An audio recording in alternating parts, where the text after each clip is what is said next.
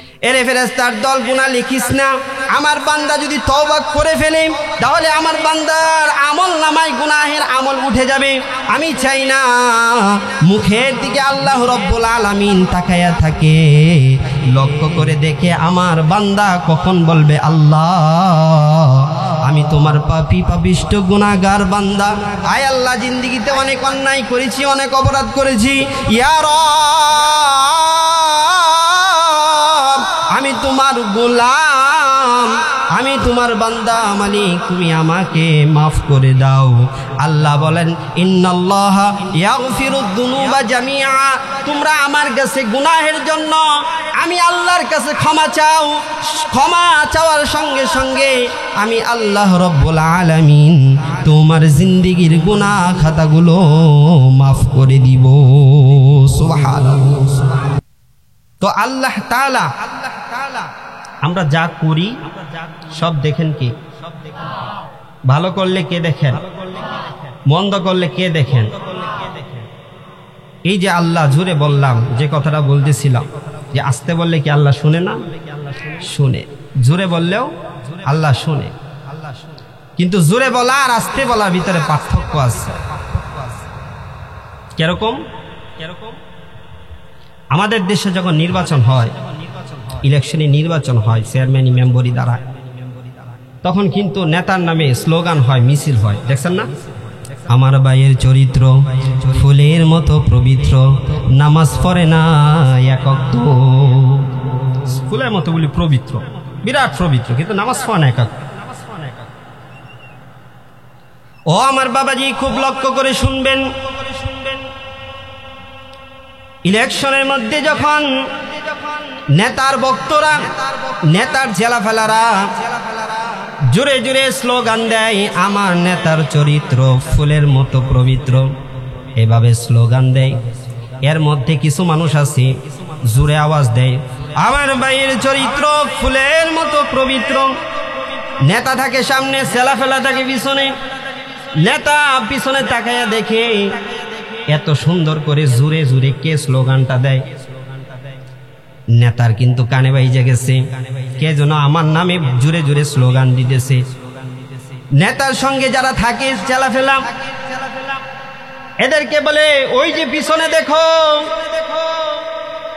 এত সুন্দর করে আমার নামে স্লোগান দেয়, এর করতে ধরে আনছস, এর বাড়ি কোথায়? ছেলেরা বলে ও নেতা, আমার এলাকায় থাকে, এরা আজকে 300 টাকা দিয়ে নিয়ে আইছে। কত? 300 টাকা দিয়ে নিয়ে আইছে। নেতা সাহেব এখন বলেন স্লোগানের পরে সবাই যখন চলে যাবে তাকে ডাইকে আমার কাছে নিয়ে আসবা। স্লোগান শেষ, নেতার কাছে এখন ওই আল্লাহর বান্দারে হাজির করানো হয়েছে। নেতা এখন জিজ্ঞাসা করে তোর নাম কি? ও আমার নাম কদম আলী। আমি মুগ্ধ হয়ে গেছি, যখন আমার নামে স্লোগান দিছস, এত জোরে দিছস, সাথে অন্য ছেলাফেলারা বলে এর কত দিয়ে আনছস? 300 টাকা। কয়ের আরো 300 টাকা দিবি। এর বিরিয়ানি প্যাকেট কয়টা দেওয়ার কথা? বলে 2টা দেওয়ার কথা। বলে 5টা দিয়ে দিবি।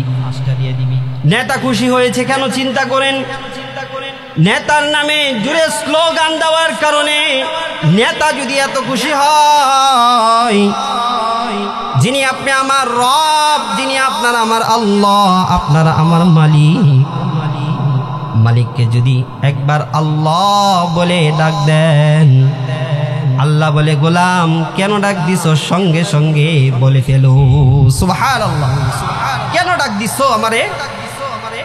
ও বাবাজি, আপনি আমি তো ইমানদার, আমানতু বিল্লাহ, এই দুনিয়ার ভিতরে আপনি আর আমি ঈমান এনেছি আল্লাহ তাআলার উপরে, কথা ঠিক কিনা?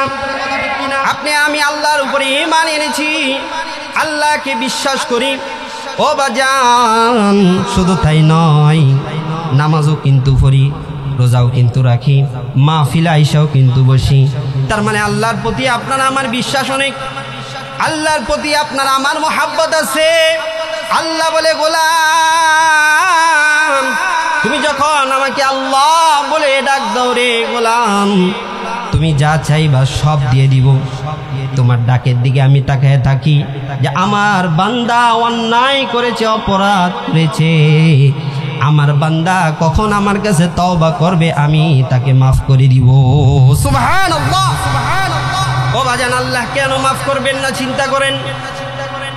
আপনার যদি দুইটা সন্তান থাকে, এই সন্তানে দুই সন্তানের মধ্যে যদি এমন একটা সন্তান থাকে যে আপনার অবাধ্য, আপনার কথা শুনে না, আপনার কমান্ড মানে না, আপনার শুধু তাকে নিয়ে টেনশন থাকে যে এই ছেলে কোথায় যাইয়া যেন দুর্ঘটনা ঘটায়, কোথায় যাইয়া যেন ঝগড়া লাগে, এভাবে চিন্তা থাকে আপনার। আরেকটা ছেলে আছে, ওইটা যদি ভালো হয়, নামাজি হয়, দিনদার হয়, ইমানদার হয়, প্রশংসার পাত্র হয়, আপনি চিন্তা করেন ওই ছেলে নিয়ে আমার কোনো চিন্তা আছে? ওই ছেলে নিয়ে চিন্তার কোনো কারণ নাই, কারণ আমার ওই ছেলেটা তো খুব ভালো। আল্লাহ রাব্বুল আলামিন বুঝায়, দুনিয়ার গোলাম তুমি গুনাহগার হইতে পারো, ইমানদার, নামাজি, দিনদার, পরহেজগারকে নিয়ে আমার কিন্তু চিন্তা নাই। এত নামাজ ঠিক মতো পড়ে, রোজাও রাখে, দিনের পথে থাকে, কিন্তু যেই বান্দা গুনাহ করে, অপরাধ করে, অন্যায় করে, আমার আল্লাহ এই গুনাহগারের মুখের দিকে তাকায় থাকে যে আমার বান্দা কখন আমার কাছে মাফ চাবে আমি তাকে মাফ করে দিব। সুবহানাল্লাহ। আল্লাহ বলে কখন আমি তোকে মাফ করব।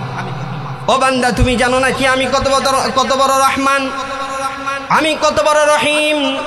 তুমি যখন নেক আমল করো, নামাজ পড়ো, ফেরেশতাদেরকে বলতে থাকি, ওরে ফেরেশতার দল, আমার বান্দা নামাজ শেষ করছে, নেক আমলে খাতায় নামাজের ফয়সালা তুলে দাও, নামাজের সব তুলে দাও।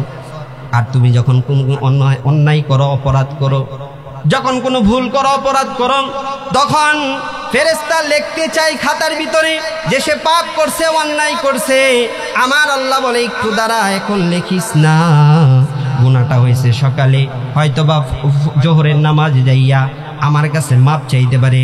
এরে ফেরেশতার দল, গুনাহ লিখিস না, আমার বান্দা যদি তওবা করে ফেলে তাহলে আমার বান্দার আমল নামায় গুনাহের আমল উঠে যাবে। আমি চাই না।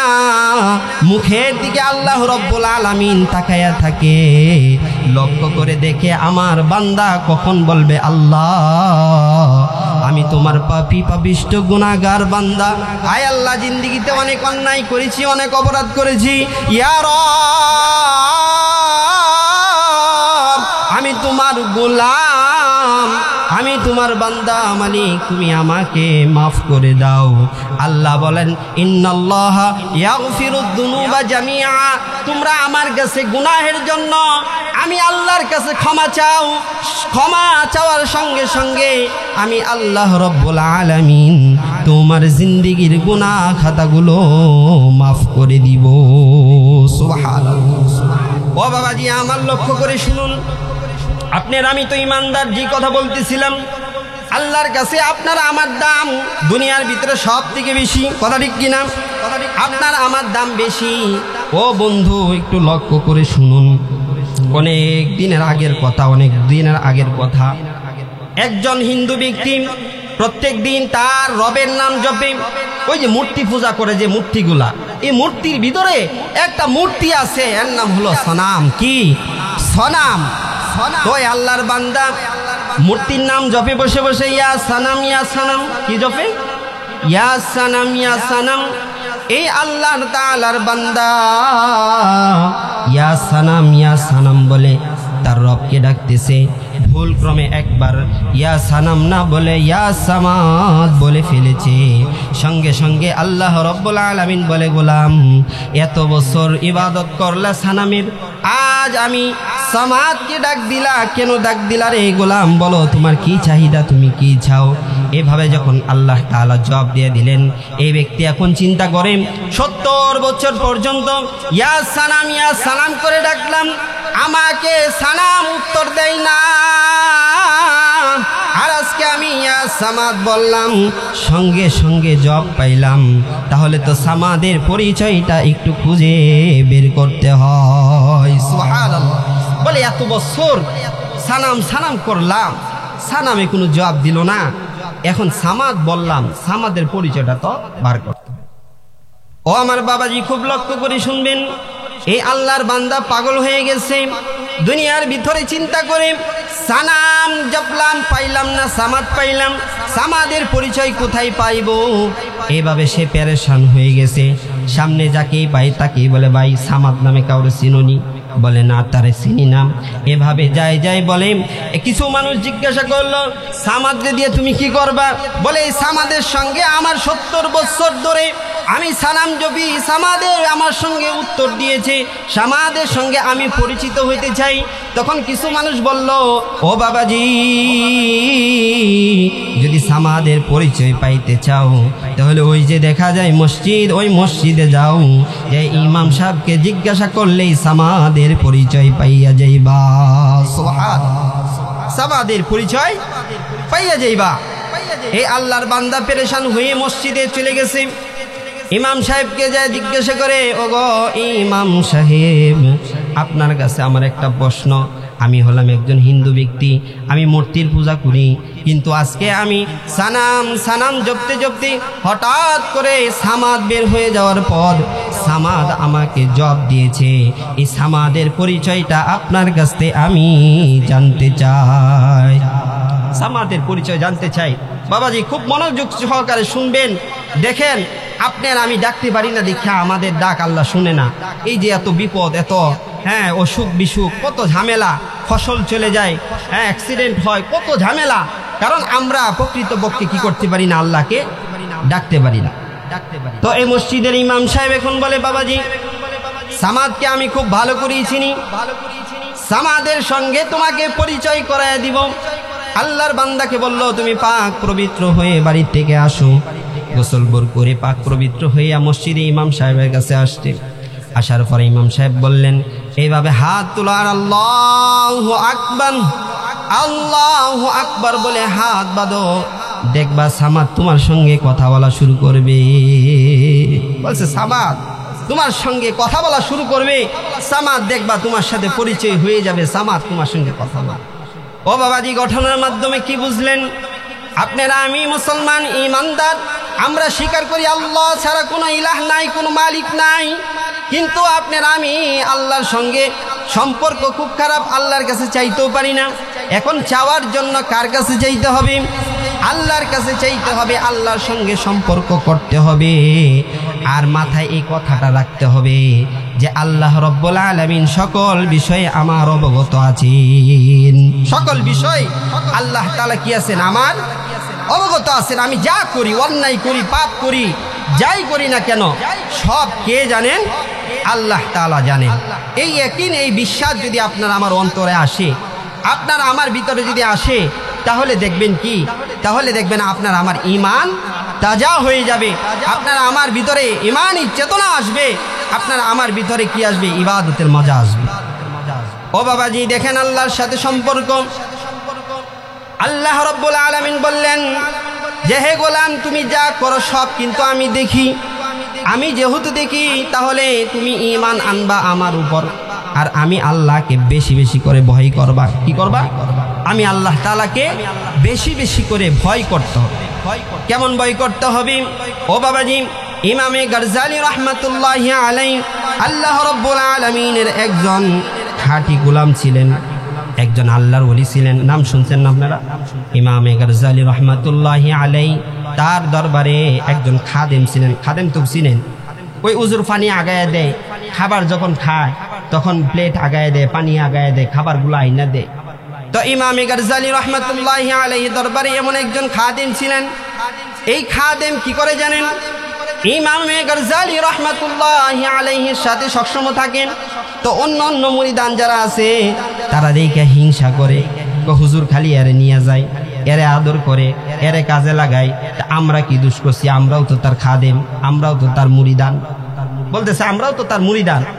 তো তাদের ভিতরে কি? হিংসা। তাদের ভিতরে কি? হিংসা। এই হিংসার আগুনে তারা জ্বললা সারখার হয়ে গেছে। আমাদের সমাজে আছে না? হ্যাঁ, আপনার যদি ছেলে একটা বিদেশ পাঠাইতে পারেন, পাঠানোর পর যদি টাকা পয়সা বেশি করে পাঠাইলে যদি বন্ধু দিয়ে কিছু জমি রাখা শুরু করেন, কলমাকান্দা বাজারে একটা বিট রাখলেন, দোকান রাখলেন, তখন এলাকার মানুষে কইব হেরসারা যে বিদেশ পাঠাইছে, এটি কি টিয়াডি হালাল? দেখছেন হিংসায় জ্বলতেছে, হ্যাঁ হিংসায় জ্বলতেছে। টিয়াড়ি কি হালাল? ও আল্লে বিদেশ গেছে চুরি চাপ পারি করে টিয়া আড়াইতেছে, নাহলে একদিনে দুনিয়া হয়ে গেল। হিংসা, আহারে মনের আগুনে জ্বলতেছে দাও দাও করে। দোকানে বসে বসে বসে কয় গপ্পই একটা, হ্যাঁ এছাড়া যে টিয়া ফাড়া এদিকে হালাল নাকি আমরা এটা বুঝি না। বয়স কি কম হইছে? আছে কিন্তু এমন মানে বালা বুঝনা দ্বারা আছে, অনেক বুঝে, বলে এটা কাকি হালাল। তো ইমাম গারজালি রহমতুল্লাহ আলাইহির কাছে যে খাদেমটা হুজুরে খুব মহব্বত করে, জুতা আগায় দেয়, হুজুরও আবার কিছু খাইলে তারও অর্ধেক দেয়, খাইয়া কয় যে না তুই এটা খাইলা। তো বাকিরা জ্বলে। এখন এই যে জ্বলা জ্বলা আর সহ্য করতে পারলো না, ইমামে গারজালি রহমতুল্লাহ আলাইহির কাছে এসে বলতেছে হুজুর আপনার সাথে একটু কথা কইতাম। বলো কি বলতে চাও? আমরা একটা অভিযোগ আছে। তো অভিযোগ আছে বলবা, এটা তো স্বাভাবিক। ওই যে ব্যাকল, ওই যে ব্যাকল, এরা এত মহব্বত করুন, এরা কাম হরায় না, আমরাও তো আপনার সার্গিত, আমরা দিয়া তো কিছু করাইতাম, তারে দিয়ে কেন করান? কই এটার কোনো জবাব আছে? তারা আমি পাই সামনে বেশি বেশি, তারে দিয়ে তো করাই। কই এর তো কোনো আকল নাই, এর কোনো জ্ঞান নাই, এর কোনো বুদ্ধি নাই, এ ব্যাকল মানুষ। আমরা তো রাখতে পারেন, আমরা তো আলহামদুলিল্লাহ খুব চালাক মানুষ। তো ব্যাক কলে কিন্তু জাত আছে, একটা হলো ব্যাক কল আর একটা হইলো সরল। ব্যাক কল কোনটা? কইলাম গ্লাস হান, হ্যাঁ যা বদনা নিয়ে এসে, এটা হলো ব্যাক কল। হ্যাঁ কইলাম যে বিশর বাসা যা হ্যাঁ গেছে কলবা খান্দা, এইটা হইলো যায় ব্যাক কল। কিন্তু আমি যদি বলি বোতলটা আন, বোতল আনলো, আমি যদি বলি প্লেট আন, প্লেট আনলো, কি ব্যাক কল? আমাদের সমাজে কিছু মানুষ আছে, এরা হলো সরল মানুষ। আমাদের গ্রাম অঞ্চলের মানুষ কিন্তু খুব সরল। তো এই সরল মানুষ আর কিছু আছে চালাক মানুষ, বেশি চালাক, ওই যে যেটি জলে আর কি। তো ইমাম গারজালি রহমতুল্লাহ আলাইহিকে যখন প্রশ্ন করছে, হুজুর তো বিশাল বড় ওলি, তো এই কথার হাকিকত বুঝে ফেলছে, কথার অবস্থাটা বাস্তবতাটা বুঝতে পারছে যে কেন তারা আমার কাছে অভিযোগটা করলো, কি হয়েছে। এরার মনের ভিতরে তো দেখতেছি যে দাও দাও করে আগুন জ্বলতেছে। ইমাম গারজালি রহমতুল্লাহ আলাইহি বলেন যে কি ব্যাকল? মুরিদানরা বলে জি হুজুর এ কিন্তু ব্যাকল, এর কিন্তু কোনো আকল নাই। তো ইমাম গারজালি রহমতুল্লাহ আলাইহি চিন্তা করলেন এদেরকে তো এমনি বোঝানো যাবে না যে আসলে জ্ঞানী মানুষ, তাহলে একটা কাজ করা যায়। ইমাম গারজালি রহমতুল্লাহ আলাইহি বলেন এ ব্যাকল তোমরা চালাক, তোমাদেরকে একটা পরীক্ষা করব। ইমাম গারজালি রহমতুল্লাহ আলাইহি বললেন তিনটা মুরগা নিয়ে আসো তাড়াতাড়ি করে। ইমাম গারজালি রহমতুল্লাহ আলাইহির কথা মতো চালাক দুইটা গেছে, যাইয়া মুরগি দুইটা আনছে, তিনটা আনছে। আইনা বলতেছে নেন হুজুর তিনটা মুরগি আনছি। ইমাম গারজালি রহমতুল্লাহ আলাইহি বলেন তিনজনে তিনটা নিয়ে যাও। গারজালি রহমতুল্লাহ আলাইহির কথা মতো তিনজনে তিনটা মুরগি নিয়ে চলে যাবে। এর আগে ইমাম গারজালি রহমতুল্লাহ আলাইহি বলেন মুরগি তো নিতাছ, কিন্তু আমার একটা শর্ত আছে। কি আছে? আমার একটা শর্ত আছে। মুরগি তো নিতাছ, মুরগি কেন আলাইছে এটা তো শুনবা। আজকে তোমাদের আকলের পরীক্ষা হবে, তোমাদের বুদ্ধির পরীক্ষা হবে। এ ব্যাকল না তোমরা ব্যাকল, এ চালাক না তোমরা চালাক, এটার একটা কি হবে? পরীক্ষা হবে। তো ইমাম গারজালি রহমতুল্লাহ আলাইহি বলছে যে বাবা মুরগিগুলা নিয়ে যাইবা, কালকে সকালবেলা এটারে জবাই করবা, এই মুরগিগুলারে জবাই করবা, কইরে নিয়ে আমার কাছে হাজির হইবা। কিন্তু আরেকটা শর্ত, মুরগিগুলা এমন জায়গায় তুমি জবাই করবা যেন কেউ না দেখে। শর্ত দিছে কি বুঝছেন তো? কি আপনারা বুঝছেন তো? শর্ত দিছে যে মুরগিগুলা যে জবাই করবা কেউ যেন না দেখে, এটা কিন্তু আমার শর্ত। ইমাম গারজালি রহমতুল্লাহ আলাইহির কথা মতো মুরিদানরা তিনটা মুরগি নিয়ে চলে গেল। পরের দিন সকালবেলা ইমাম গারজালি রহমতুল্লাহ আলাইহি যখন খানকায় উপস্থিত, ওই তিনজন মুরিদানি হাজির হয়েছে ইমাম গারজালির কাছে। ইমাম গারজালি লক্ষ্য করে দেখে দুইজন মুরগি জবাই করে নিয়ে আসছে, আরেকজন জবাই না করে নিয়ে আসছে। ইমাম গারজালি রহমতুল্লাহ আলাইহি ওই বেআক্কল মুরিদকে ডাক দে বলে, তুই তো আসলে বেআক্কল, নাইলে সামান্য একটা মুরগি জবাই করতে বললাম, তুই কেন পারলি না?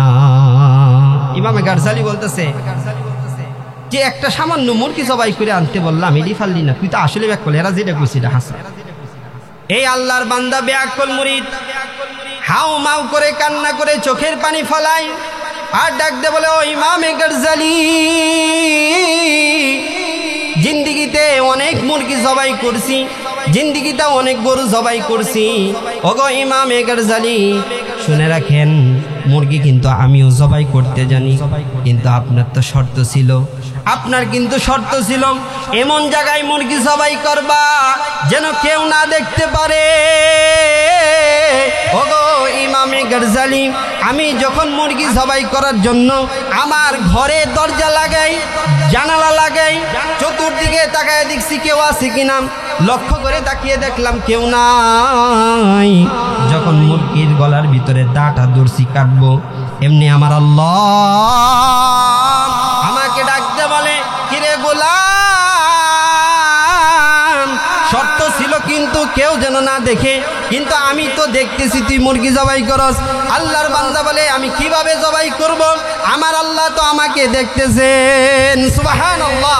ইমামে গারজালি রাহমাতুল্লাহি আলাইহি বলে, ওগো হুজুর, যখন আমি জবাই করতে গিয়েছি লক্ষ্য করে তাকিয়ে দেখলাম, জঙ্গলের ভিতরে যখন গেলাম, জঙ্গলের ভিতরে যখন মুরগি জবাই করব, মুরগি জবাই করতে গিয়েছি, চতুর্দিকে তাকিয়ে দেখি জঙ্গলের পশু পাখিগুলা ঘুমায় রয়েছে, কেউ নাই, কেউ নাই, আমি ছাড়া আর কেউ নাই। লক্ষ্য করে তাকিয়ে দেখি আমার আল্লাহ রব্বুল আলামিন ডাক দিয়ে বলে, গোলাম, দুনিয়ার যদি কেউ না দেখে আমি আল্লাহ তাআলা কিন্তু তোমাকে দেখতেছি। সুবহানাল্লাহ। চিন্তা করেন তার ইয়াকিন, তার তাকওয়া, তার বিশ্বাস কতটুকু, আর শর্ত ছিল যেন দুনিয়ার কেউ না দেখে, কিন্তু তার ভিতরে কতটুকু তাকওয়া আর আল্লাহর ভয় ছিল, কতটুকু তাকওয়া ছিল যে আমাকে তো দুনিয়ার কেউ না দেখে, কে দেখতেছেন? আল্লাহ তাআলা দেখতেছেন। এই যে আল্লাহ দেখতেছেন, এই যে তার খেয়াল, তার ধারণা, এইটাই হলো আল্লাহর প্রতি ভয়। আল্লাহর প্রতি কি? আল্লাহর ভয়। কে দেখেন? আল্লাহ দেখেন। দুনিয়ার কেউ না দেখলে কে দেখেন? আল্লাহ দেখেন। ও আমার বাবাজি, দুনিয়াতে আল্লাহ দেখেন। আমরা এই দুনিয়া ছেড়ে একদিন চলে যাব, কথা ঠিক কিনা? দুনিয়াতে কেউ থাকবো? কেউ থাকবো না। আল্লাহ রাব্বুল আলামিন বলেন, ওয়া ইন্নামা তুওয়াফাউনা উজুরাকুম ইয়াউমাল কিয়ামাহ। বান্দারে, কিয়ামতের দিন যখন তুমি আমার কাঠগড়ায় দাঁড়াবে, যখন কিয়ামতের দিন তুমি আমার সামনে দাঁড়াবে, আমি তোমার সমস্ত আমলের হিসাব তোমাকে বুঝিয়ে দিব। সুবহানাল্লাহ। আল্লাহ রাব্বুল আলামিন বললেন, সমস্ত আমলের হিসাব, সমস্ত আমলের বদলা, সমস্ত আমলের বদলা আমি আল্লাহ রাব্বুল আলামিন তোমাকে বুঝাই দিব। তার মানে বোঝা যায় আল্লাহ রাব্বুল আলামিন যেহেতু বললেন আপনাকে আমাকে সকল আমলের বদলা দিবেন, তার মানে ভালোরও দিবেন মন্দরও দিবেন, কথা ঠিক কিনা? ভালোরও দিবেন মন্দরও দিবেন, আমলের বদলা দিবে। আমল কিন্তু দুই প্রকার, একটা হলো নেক আমল আর একটা হলো বদ আমল। এখন নেক আমল যদি হয় জান্নাতে যাওয়ার রাস্তা, যখন আপনাকে আমাকে আমল দিবে, আল্লাহ রাব্বুল আলামিন বলেন আমলের বদলা দিব কতটুক পর্যন্ত দিব জানো নাকি গোলাম? যখন আমলের বদলা দিব আমি আল্লাহ রাব্বুল আলামিন জাররা থেকে জাররা পরিমাণ যদি কোনো নেক আমল করে থাকো, ওই আমলের বদলা আমি তোমাকে বুঝাই দিব। আর যদি তুমি দুনিয়াতে খারাপ আমল করে থাকো, তারও বদলা আমি জাররা থেকে জাররা পরিমাণও যদি হয় তোমাকে বুঝাই দিব। সুবহানাল্লাহ। আল্লাহ বললেন তোমার সমস্ত আমলের বদলা আমি কি করব? তোমাকে বুঝাই দিব, বুঝাই দিব। তো আল্লাহ রাব্বুল আলামিন যেহেতু বললেন আপনারা আমার আমলের বদলা বুঝিয়ে দিবেন, ও বাবাজি, আল্লাহ রাব্বুল আলামিন বলেন, ওয়া ইন্নামা তুওয়াফাউনা উজুরাকুম ইয়াওমাল কিয়ামাহ ফামান যুহজিহা আনিন নারি ওয়া উদখিলাল জান্নাতা ফাকাদ ফাজ ওয়া মাল হায়াতুদ দুনিয়া ইল্লা মাতাউল গুরুর। আল্লাহু আকবার। জোরে সুরে সবাই একটু বলি আল্লাহু আকবার, আল্লাহু আকবার, আল্লাহু আকবার। আল্লাহ রাব্বুল আলামিন যেহেতু বললেন আমলের বদলা বুঝিয়ে দিব, আমলের বদলা দেওয়ার পর তুমি যদি জান্নাতে যাও তুমি হবে সফলকাম ব্যক্তি। কি সফলকাম ব্যক্তি? যে জান্নাতে যাবে সে হবে সফলকাম। আর যদি আমল এমন আমল দিব যেটা তোমার জাহান্নামে যাওয়ার কারণ হবে, তাহলে কি হবে? তাহলে আপনার আমার হবে পুরা কপাল হবে। যদি জাহান্নামে যায় তাহলে কি হবে? পুরা কপাল হবে। যদি জান্নাতে যায় তে সৌভাগ্যবান ব্যক্তি হব। এখন দেখেন জাহান্নামে আমরা কেন যাব? শয়তানে আমাদেরকে নিবে। কি? শয়তানে আপনাকে আমাকে জাহান্নামে নিবে। কিভাবে নিবে দেখেন, শয়তান কিয়ামতের ময়দানে যখন শয়তানও থাকবে, আপনিও থাকবেন, আমিও থাকবো, তখন আল্লাহ বলবে, কিরে কদম আলী তুই এই গুনাহ করছিস না? বলবো আমি তো এই গুনাহ করছি, ঠিক আছে, কিন্তু আমি তো করি নাই, শয়তানে কইছে। শয়তান কইব, হ্যাঁ আমি কইছি, তো হ্যাঁ করছে কিরে? দোষকে আমার? আমি আরে কইছি নামাজ পড়িস না, হ্যাঁ পড়ছে না, এই দোষকে আমার? আমি কইলে হে মানবো? শয়তান কত বড় বাটফার, চিন্তা করেন। অন্যায় করছে, আমি তারে কইছি তুই এখানে যা, নামাজ পড়ার দরকার নাই, সে আমার কথা মানলো কেন? শয়তান কিন্তু আপনাকে আমাকে ভুলভাল বুঝাইয়া কি করব? জাহান্নামে নিয়ে যাবে। ওয়ামাল হায়াতুদ দুনিয়া ইল্লা মাতাউল গুরুর। আল্লাহ রাব্বুল আলামিন আপনাকে আমাকে সতর্ক করছেন। আল্লাহ রাব্বুল আলামিন ডাক দিয়ে বলে, গোলাম দুনিয়াতে থাকবা, হায়াতে জিন্দেগিতে থাকবা, কিন্তু দুনিয়ার ধোঁকায় কখনো পড়িও না। বলতেছে দুনিয়ার ধোঁকায় কখনো পড়িও না। দুনিয়াটা হচ্ছে একটা ধোঁকার জায়গা। দুনিয়াটা কি আসলে একটা ধোঁকার জায়গা? আপনার সন্তান ধোঁকা, আপনার বাড়ি ধোঁকা, আপনার যা আছে সমস্ত কিছুই কি ধোঁকা, সমস্ত কিছুই ধোঁকা দিতেছে। ধোঁকা দিয়ে দিয়ে আপনাকে আমাকে জাহান্নামে নিয়ে যাবে। ধোঁকা দিয়া কোথায় নিয়ে যাবে? জাহান্নামে নিয়ে যাবে। ধোঁকা। এই দুনিয়াটা দেখেন তো, দুনিয়ার ভিতরে কিছু আছে, আপনার আমার বলতে কিছু আছে, আপনার আমার বলতে কিছু আছে। আপনার অনেক জমি আছে, বলতেছেন আমার অনেক জমি, অনেক টাকা, অনেক পয়সা। এই কথা তো আপনার বাবাও বলছেন, এই কথা তো আপনার দাদাও বলছেন। এইভাবে তো সবাই বলতেছে যে দুনিয়াতে সবাই বলে যে আমার এত টাকা, এত পয়সা, এত ক্ষমতা, কিন্তু ক্ষমতা তো স্থায়ী না। এই ক্ষমতা একদিন দেখবেন উধাও হয়ে গেছে, ক্ষমতা থাকবে না, ক্ষমতা একদিন উধাও হয়ে যাবে। তখন কি বলবেন? আপনার আমার মতো কত ক্ষমতাবান, ওই যে আমাদের শেখ হাসিনা আফা গেছে কেন, কত ক্ষমতা, মারাত্মক ক্ষমতা। কেমন ক্ষমতা? 2 বছরের বাচ্চাও যদি কইছে যে এই সরকার বালানা, কয়টা তো যুদ্ধ অপরাধী। কি যুদ্ধ অপরাধী? মানে সে না বললো, তার ছেলা ফেলা যে দিয়েছি এটি কইছে এটা তো মানবতা বিরোধী, এত পাকিস্তানের দালাল। 2 বছরের বাচ্চা, বয়স হয়েছে না। আল্লামা দেলাওয়ার হোসেন সাইদি রাহিমাহুল্লাহ রহমাতুল্লাহি আলাইহি উনারে যুদ্ধ অপরাধী বানাইছে। যারে প্রথম সাক্ষী দিছে, হ্যাঁ কয় এরকম দেলোয়ার নামে কেউ আমরা কোনো সময় জ্বালাইছে না, পুরো কিন্তু এভাবে দোষারোপ করে কি করছে? দোষী বানায় দিচ্ছে, বানাইছে না? দোষী বানায় দিচ্ছে। তো এইভাবে অনেক ক্ষমতা আপনি থাকতে পারে, কিন্তু ক্ষমতা কখনো স্থায়ী হয় না। আপনি দেখেন যারা স্বৈরশাসক ছিল তারা কয়দিন টিকছে? 30 বছর, 40 বছর, এর উপরে কিন্তু টিকে নাই। আল্লাহ তাআলা কি করছে? ক্ষমতার মসনদ ভাঙিয়ে দিছে। তো এত ক্ষমতা দেখায় দুনিয়াতে কোনো লাভ আছে? কোনো লাভ নাই। ক্ষমতা আজ আছে কাল নাই, পাওয়ার আজকে আছে কাল নাই, টাকা আজ আছে কাল নাই। কত ধনী অচিরে কি হয়েছে? সম্পদ হারাইছে, সন্তান হারাইছে। এভাবে দেখবেন সব হারায়া নিঃস্ব হয়ে গেছে। অনেক আছে, অনেক। ও বাবাজি, আমরা যে দুনিয়াতে আসছি, এই দুনিয়াটা হলো একটা মুসাফিরখানা। দুনিয়াটা হলো একটা মুসাফিরখানা। এই দুনিয়াতে আপনি আছেন, কিছুদিন পরে থাকবেন, কিছুদিন পরে থাকবেন, কিছুদিন পরে থাকবেন না। আমি যে কথাটা বুঝাইতে চাইতেছি, আসলে কথা কিভাবে বুঝাবো, কিভাবে বলবো যদি আপনার আমি কথাগুলো না বুঝি? আপনার আমি যদি কথাগুলো না বুঝি তাহলে কিভাবে বুঝাবো? আমার কাজ হলো বলা, বুঝার কাজ হলো আপনার, ঠিক কিনা? আপনার আমি কার বান্দা? আল্লাহর বান্দা। আমাদের দুনিয়াতে কাজ কি? আমাদের দুনিয়াতে কাজ কি? আল্লাহ তাআলার ইবাদত করা। আল্লাহ তাআলা বহু জায়গায় বলছেন, ওমা খালাকতুল জিন্না ওয়াল ইনসা ইল্লা লিয়াবুদুন। আমি জিন এবং ইনসানকে সৃষ্টি করছি আমার ইবাদতের জন্য। দেখেন, আপনি নামাজ পড়েন না, আপনি দুনিয়াতে খাইতেছেন, দুনিয়াতে চলতেছেন। আল্লাহ আপনার জন্য জমিন বানাইছেন, আল্লাহ আপনার জন্য আসমান বানাইছেন, আল্লাহ আপনার জন্য চোখ বানিয়ে দিয়েছেন, দুনিয়া দেখতেছেন, পা দিয়েছেন, দুনিয়াতে চলতেছেন। বিনিময় আল্লাহ আপনার কাছে আমার কাছে কি চাইছে? বিনিময় আল্লাহ চাইছে যে আমার বান্দা তার কুদরতি, আমার কুদরতি পায়ে আইসা তার কপালটাকে একটু লাগাবে। আর কিছু চাইছে? টাকা চাইছে আপনার কাছে, আমার কাছে বাড়ি চাইছে যে আমার বাড়ি দাও, সম্পদ দাও চাইছে। বিনিময় আল্লাহ তাআলা চাইছে কি যে আমার বান্দা শুধু আমাকে একটু স্মরণ করবে, আমাকে একটু মনে করবে। হ্যাঁ, এতটুকুই তো। আমরা বেশি বেশি কি করব?